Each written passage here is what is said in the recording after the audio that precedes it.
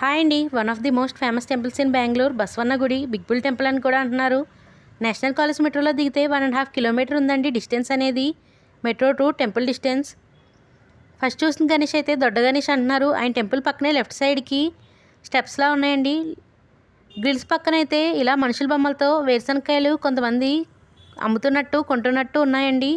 బొమ్మలు కూడా చాలా బాగా చెక్కారు. చెట్లు కూడా చాలా ఎక్కువ ఉన్నాయండి. పావురాలు కూడా ఎక్కువగానే ఉన్నాయి ఇక్కడ. అలా స్టెప్స్ ఎక్కుతూ వెళ్తే టెంపుల్ వచ్చేస్తుందండి. స్టెప్స్ కూడా ఎక్కువేం లేవు. మనం అలా ఫ్రంట్కి వెళ్తే చూడ్డానికైతే టెంపుల్ బయట నుంచి ఇలా ఉందండి.